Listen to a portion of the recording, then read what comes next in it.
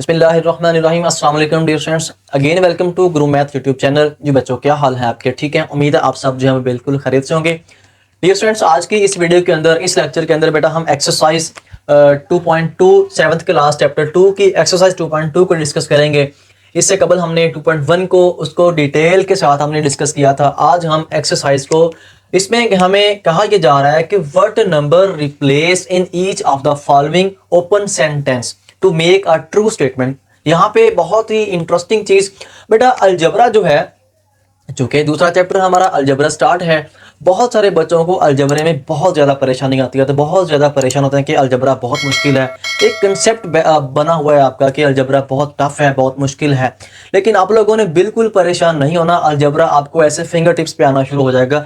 सिर्फ आपको थोड़ी सी पॉलिश की ज़रूरत है, वो इंशाल्लाह पॉलिश आपको लेक्चर में जो है वो लगती रहेगी। तो आप लोगों ने लेक्चर को एंड तक सुनना है, देखना है, समझना है, फोकस करना है, ताकि आपको हर क्वेश्चन की, हर कंसेप्ट आपका जो है वो क्लियर हो जाएगा इसी लेक्चर के अंदर, इन क्वेश्चंस को लेके। जी, तो मेरे पास कहता है कि अब यहाँ पे ना ओपन सेंटेंस की बात यहाँ पे हुई है कि ओपन सेंटेंस क्या होता है बेटा। ऐसी मतलब स्टेटमेंट जिसके अंदर कोई अननाउन हो, मतलब जहां पे हमें कोई पता ना हो कि यहाँ पे कौन सी वैल्यू आनी है।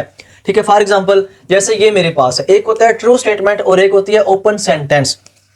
फॉर एग्जाम्पल मैं कहता हूं 3 + 2 = 5, this is a true statement. ये बिल्कुल ट्रू है। ठीक है, मतलब ये बिल्कुल बात ठीक है कि ये इसके 3 + 2 = 5 होता है। लेकिन अब यहाँ पे फर्स्ट पार्ट इसका दिया हुआ है, ये बॉक्स है, तो बॉक्स + 10 = 12। अब बॉक्स के अंदर हमें नहीं पता क्या है क्या नहीं है, तो इसीलिए इसको कहते हैं ओपन सेंटेंस या ओपन स्टेटमेंट। ये हमारे पास, अब यहाँ पे इस बॉक्स के अंदर हमें नहीं पता कि यहाँ पे हमने क्या पुट करना है, फिर हम इसको देख के, ये अभी हमारे पास ट्रू स्टेटमेंट नहीं है, ये ओपन सेंटेंस है।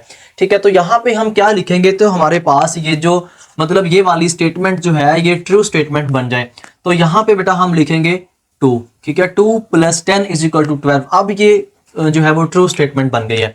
इसी तरह मेरे पास नेक्स्ट 15 माइनस, अब इस बॉक्स के अंदर हम ऐसा क्या लिखें, क्या राइट करें कि ये मेरे पास ट्रू स्टेटमेंट बन जाए। अब 15 माइनस यहाँ पे बेटा हमारे पास होगा 13, तो =2 होता है, तो ये हमारे पास भाई ये ट्रू स्टेटमेंट बन गई है। ऐसे ही ये देखें 10 डिवीजन बाय, अब यहाँ पे मैं क्या लिखूं कि मेरे पास आंसर 5 आ जाए, मतलब कि 10 को ऐसे किस नंबर पे तकसीम करें कि हमारे पास जवाब 5 आ जाए। तो यहाँ पे बेटा हम लिखेंगे यहाँ पे 10 / 2। ठीक है, सिमिलरली ये लास्ट वाला है, अब यहाँ पे ऐसा क्या हम लिखें कि ये हमारे पास जो स्टेटमेंट है बिल्कुल ट्रू स्टेटमेंट बन जाए।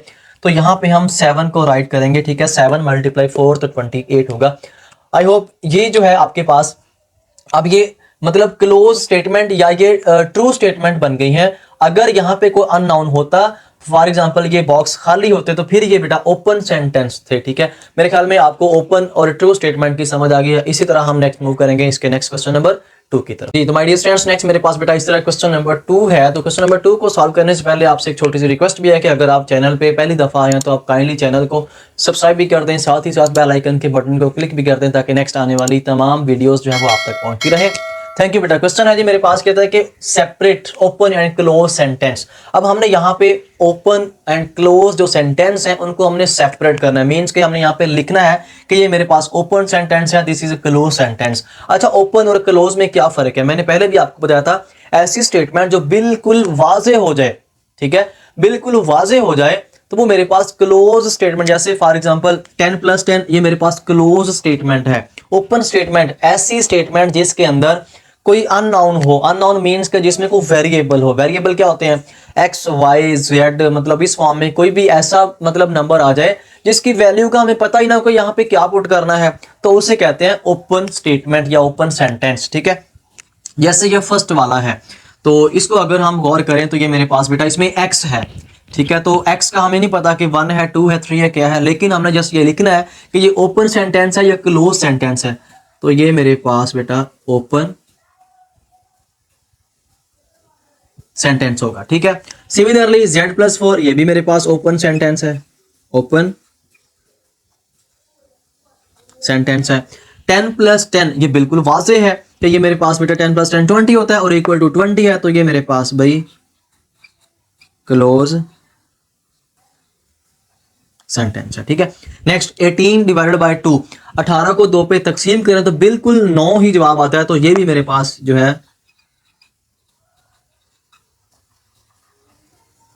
क्लोज सेंटेंस है, ठीक है। सिमिलरली इसमें नेक्स्ट 5 पे आ जाए तो ये भी मेरे पास बेटा, अब इसमें x आपको नजर आ रहा है तो ये एक वेरिएबल है, मींस के अननाउन है, तो ये ओपन सेंटेंस होगा, ठीक है। तो ये बेसिक चीजें हैं, ये आपको समझ आएंगी तो नेक्स्ट आपको क्वेश्चन की समझ आनी है। y प्लस जेड, ये भी मेरे पास ओपन सेंटेंस है। सिमिलरली ये भी मेरे पास बेटा ओपन सेंटेंस है। सिमिलरली 9 डिवाइडेड बाय 3, तो ये मेरे पास क्लोज सेंटेंस आ गया एक। और ये वाला जो है ये आपको ओपन सेंटेंस है, ठीक है। तो इस तरह आपका क्वेश्चन नंबर 2 भी अच्छे से कंप्लीट हो गया। मेरे ख्याल में आपको ओपन और क्लोज सेंटेंस का जो कॉन्सेप्ट है वो आपका क्लियर हो गया। तो इसी तरह बेटा हम नेक्स्ट मूव करेंगे इसके नेक्स्ट क्वेश्चन नंबर 3 की तरफ। नेक्स्ट मेरे पास इसी तरह बेटा इसका क्वेश्चन नंबर 3 है। इसमें भी बहुत ही इंपॉर्टेंट चीज, आज बहुत ही जबरदस्त कंसेप्ट आप समझने जा रहे हैं कि इसमें जी हमने कहता है टेबल को आपने कंप्लीट करना है, तो इस टेबल को कंप्लीट करने के लिए आपको पता होना चाहिए कि हमने यहाँ पे मालूम क्या करना है। हमने करना नंबर ऑफ टर्म्स कितनी है हमारे पास, जो एक्सप्रेशन, ये अलजेब्रिक एक्सप्रेशन है। अलजेब्रिक एक्सप्रेशन क्या होती है, मतलब ऐसी एक्सप्रेशन जिसके अंदर एक्स वाई जेड कोई भी वैल्यू इन्वॉल्व हो। तो ये सारी की सारी एक्स वाई जेड इसमें इन्वॉल्व हैं, वेरिएबल इन्वॉल्व हैं, तो ये मेरे पास मतलब अलजेब्रिक एक्सप्रेशंस हैं, ठीक है। नंबर ऑफ टर्म्स, सबसे पहले टर्म्स क्या होती हैं। टर्म्स मतलब इसमें कीमतें कितनी हैं, ठीक है। जैसे फॉर एग्जाम्पल रकमें कितनी है, रकमें ये है मेरे पास, जैसे मतलब प्लस माइनस के साथ वो अलहदा हो रही हूँ वैल्यूज, तो मेरे पास वो टर्म्स होती हैं। जैसे आपके पास 4xy, यहाँ पे बच्चों का कंसेप्ट ये होता है कि यहाँ पे आपको 3 टर्म्स नजर आ रही है, नहीं, ये एक ही टर्म्स आपको नजर आ रही है, सिर्फ एक टर्म यहाँ पे नजर आ रही है, क्योंकि इसमें कोई प्लस माइनस, हाँ अगर ऐसा होता 4 + x + y फिर ये टर्म होनी थी। मसलन अगर ये ऐसे लिखा होता 4 + x + y, फिर इसमें होनी थी 3 टर्म्स, ठीक है। मतलब प्लस माइनस के साथ वो सेपरेट की गई हो रकमें, तो वो टर्म्स कहलाती हैं।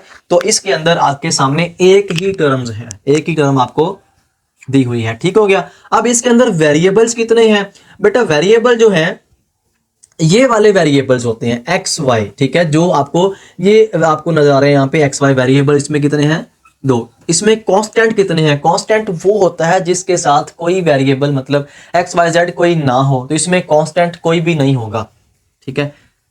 इसमें कांस्टेंट आपका कोई भी नहीं होगा, तो इसमें मैं लिखता हूं जी 0 कांस्टेंट है।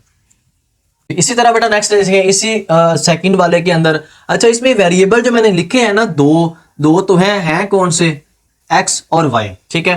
तो इस तरह नेक्स्ट आ जाए पे इसके क्वेश्चन नंबर मतलब पार्ट 2 पे, इसमें 4x² - 2y + 8, इसमें कितनी टर्म्स है। मैंने पहले बताया था कि प्लस माइनस के साथ जो रकमें जो टर्म्स सेपरेट होती हैं, मतलब 1, 2 एंड 3, इसमें आपके सामने 3 टर्म्स हैं, ठीक है।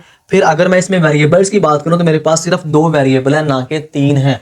बाहर आप ये देखेंगे कि x का स्क्वायर है या x 2 है, नहीं, इसमें एक ही होगा और ये एक y है, तो इसमें भी 2 वेरिएबल्स हैं, कौन कौन से, x एंड y। इसमें कांस्टेंट आपको एक ही नजर आ रहा है 8, इसमें कांस्टेंट जो है वो 1 है और वो 8 है, ठीक हो गया। तो उसके बाद भाई इसके अंदर बेटा 2xyz + 20, इसमें आपको 2 ये एक टर्म होगी और एक ये टर्म होगी, इसमें आपके सामने जो है वो 2 टर्म्स हैं, ठीक है। उसके बाद इसमें वेरिएबल कितने हैं, x y z, इसमें 3 वेरिएबल्स हैं, इसमें 3 वेरिएबल्स हैं, मींस के x y एंड z, ठीक है। और इसमें कांस्टेंट्स कितने हैं, कांस्टेंट यहाँ पे आपके पास एक ही है और वो है जी मेरे पास 20, ठीक है। नेक्स्ट आ जाए 4 के ऊपर, x² - 2xy + 16, इसमें आपके पास 3 टर्म्स हैं, 1 2 3 टर्म्स हैं, और इसमें वेरिएबल x और y 2 वेरिएबल हैं, x and y।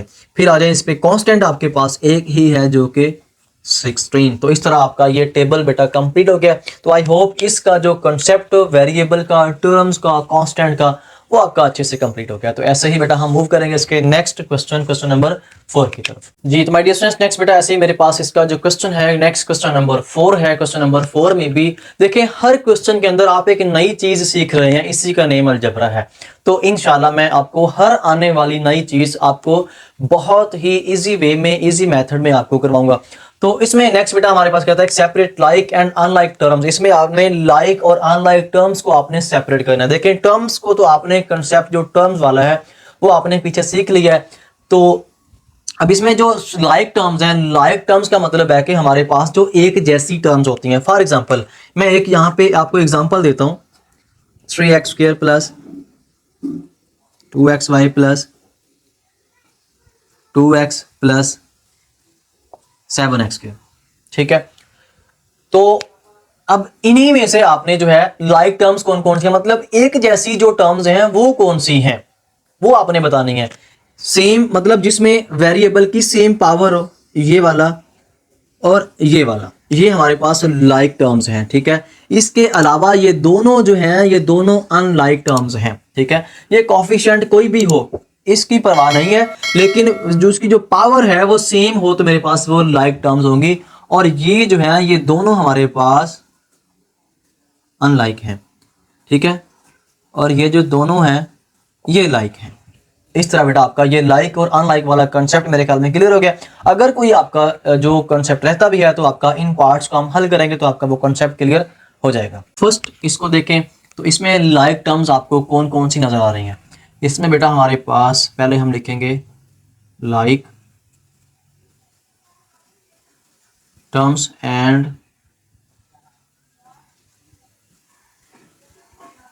Unlike terms. ठीक है, तो लाइक टर्म्स की अगर मैं बात करूं तो मेरे पास कौन सी होंगी, ये 3x² एंड 9x²। ठीक है, 3x² एंड 9x², ये मेरे पास बेटा लाइक टर्म्स हैं।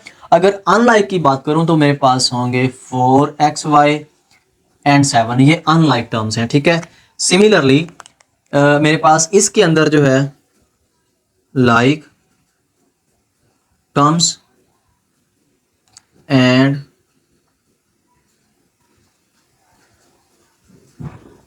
अनलाइक टर्म्स मेरे पास कौन से होंगे इसमें से। हाँ जी, इसमें से लाइक टर्म्स मेरे पास देखें 4x² एंड 7yx², ये बेटा सेम है और ये वाली दोनों लाइक टर्म्स हैं। ठीक है, 4x² एंड 7yx²। इसके अलावा जो 5x² और 4x है ये मेरे पास अनलाइक टर्म्स हैं। ये लाइक टर्म्स हैं, वो कैसे देखें, इसमें भी सिंगल y है, इसमें भी सिंगल y है, x², ये मेरे पास लाइक होगी और ये अनलाइक। मेरे ख्याल में ये कंसेप्ट आपका बहुत जबरदस्त तरीके से क्लियर हो गया।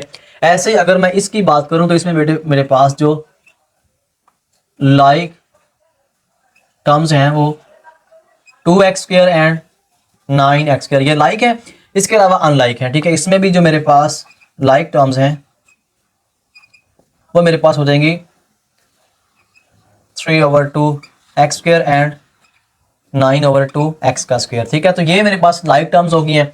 इसके अलावा जो 8 एंड 4x है ये अनलाइक टर्म्स होंगी। तो इस तरह बेटा आपका ये कंसेप्ट भी क्लियर हो गया। तो ऐसा ही बेटा हम मूव करेंगे इसके नेक्स्ट क्वेश्चन और इस एक्सरसाइज के लास्ट क्वेश्चन नंबर 5 की तरफ। जी माय डियर स्टूडेंट्स, बेटा नेक्स्ट मेरे पास इसका जो क्वेश्चन है लास्ट क्वेश्चन, क्वेश्चन नंबर 5 है। इसमें कहा जा रहा है कि separate the equation and inequality of the following. हमने इनमें से इक्वेशन कौन सी हैं और इनइक्वालिटीज कौन सी हैं, हमने जस्ट वो बताना है। देखें आपको इन इक्वालिटी का अगर मैं बता दूं कि मतलब इन इक्वालिटी कहते हैं गैर मसावात को और इक्वेशन कहते हैं मसावात को। मतलब सिंपल सी बात है, जिसके अंदर इक्वालिटी हो मतलब मसावी की अलामत हो वो इक्वेशन होती है, और जिसके अंदर इस तरह का कोई भी सिंबल यूज हुआ हो, ठीक है, और less greater than equal to, less than equal to, तो ये चारों में से कोई भी सिंबल अगर यूज हो रहा है तो वो मेरे पास इन इक्वालिटी मीन्स के वो गैर मसावात होती है। अब जिसके अंदर ये इनमें से कोई भी अलामत यूज हो रही है ना वो तो हमारे पास जो है वो इन इक्वालिटी होगी। ठीक है, तो अब इनको हमने बताना है कौन कौन सी इन इक्वालिटी है, कौन कौन सी इक्वालिटी है। तो अब इसको बेटा देखें, इसके अंदर ये वाली साइन यूज हो रहा है तो ये मेरे पास इनइक्वालिटी है, और ये भी ये लेस देन इक्वल टू है। अच्छा, ये एक बहुत जबरदस्त चीज है कि आपको ये बच्चों को समझ नहीं आती कि कौन सा लेस देन है और कौन सा ग्रेटर देन है। देखिए बेटा, जिस तरफ ये इसकी जो नोक होती है ना, जिस तरफ ये चूंच होती है ये वाली, जिस तरफ मतलब जिस तरफ ये वाली चूंच होगी वो नंबर छोटा होने को जाहिर करता है। मसलन जैसे अब इसकी मैं बात करने वाला हूँ 2x - 10, ये लेस देन इक्वल टू 1 है। मतलब एक चीज आप याद रख लें, दूसरा आपको इजीली समझ आ जाएगी। अब ये मेरे पास इन इक्वालिटी है, ठीक है, देखिए ये लेस देन है, इक्वल टू है, तो जिसके नीचे ये वाली साथ लाइन भी लिखी है उसका मतलब है इक्वल भी हो सकता है। लेस देन और इक्वल टू मतलब या तो ये लेस देन है 1 से और या 1 के इक्वल है। ठीक है, जैसे ये मेरे पास एक है, ये हमारे पास एक इक्वेशन है, ये इक्वेशन है क्योंकि इसके अंदर इक्वालिटी का साइन यूज हुआ है। ये 7x माइनस 5, अब जिस तरफ इसकी नोक है मैंने कहा था वो नंबर छोटा होता है, अब ये नंबर बड़ा होगा। 7x minus 5 greater than 6x, मतलब ये इससे 6x से बड़ा है, या ऐसे कर लें 6x less than 7x minus 5। ठीक है, इस तरह की बात। ठीक है, तो ये भी मेरे पास इनइक्वालिटी है। देखें 5x जो है इक्वल है 7 के, तो ये मेरे पास इक्वेशन होगी। अब ये 8x लेस देन 5 है, तो ये इनइक्वालिटी होगी। तो इस तरह बेटा आई होप इस एक्सरसाइज को आपने अच्छे से अंडरस्टैंड किया है। आपको मेरे ख्याल में हर कंसेप्ट आपको इस एक्सरसाइज को लेके हर कंसेप्ट आपका अच्छे से क्लियर हो गया। तो इंशाल्लाह बेटा हम इसी तरह नेक्स्ट मिलेंगे नेक्स्ट वीडियो में, नेक्स्ट एक्सरसाइज 2.3 के साथ, एक नए कंसेप्ट के साथ। तब तक के लिए बहुत ज़्यादा ख्याल रखिएगा, इन क्वेश्चन के अच्छे से प्रैक्टिस करनी है। ओके, अल्लाह हाफिज़।